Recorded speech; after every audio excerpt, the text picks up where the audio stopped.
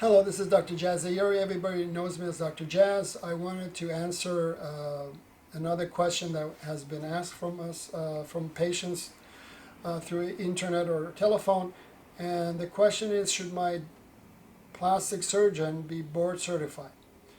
And I would say yes and no, and I'll qualify that. Um, so, sometimes you may see an ad on, internet or radio and about someone who does cosmetic surgery, and it may say that the doctor is board certified. So it's important to know what field they're board certified in. There's another video where I talk about the difference between plastic surgeons and cosmetic surgeons. So, this could be a doctor just, is board certified in internal medicine and, maybe took a couple of courses and decides that he or she can do liposuction.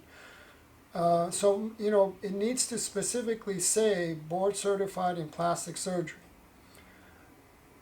So the way the board certification process goes is, we have to get trained at an accredited program. So these programs are accredited by the Graduate Medical Education accreditation, and they get reviewed every few years. And if they're not up to par, they go on probation and they're going to get shut down. So after we finish the training, and before that we've done several years, usually general surgery. So it's a long road. I took my residency took 8 years to become a plastic surgeon. After that, then we have to take a written exam. And once we pass the written exam, then we qualify to take the oral examination.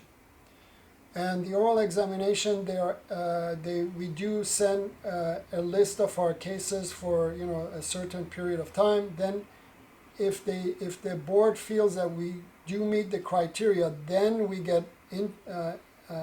invited to come and take the oral exam. And the oral examination, they ask for some of our own cases, and they also have some of their own cases, and they basically grill you on yours and theirs. And there are all these big names in plastic surgery who are sitting across you. There's usually two in the room, and they ask you questions. And you can make some mistakes, but I would say you pretty much have to pass, all the questions to pass. So if you're prepared, I would say it's difficult, but it's not impossible. But it's not easy either. So so this takes about a couple of years before we can become board certified. So when I answer the question yes and no, is everybody who finishes a plastic surgery training is board qualified.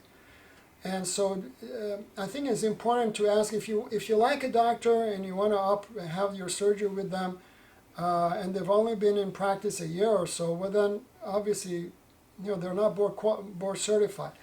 But if there is a plastic surgeon who actually did a plastic surgery residency and they've been in practice 4 or 5 years or longer and they're not board certified, I would question that. I mean, why didn't they? It's just another level of proving that you're good and capable and safe and honest.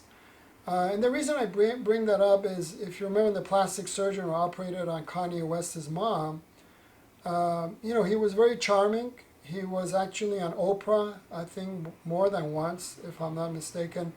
There was actually a Discovery Channel program about plastic surgery, and he was the host for it.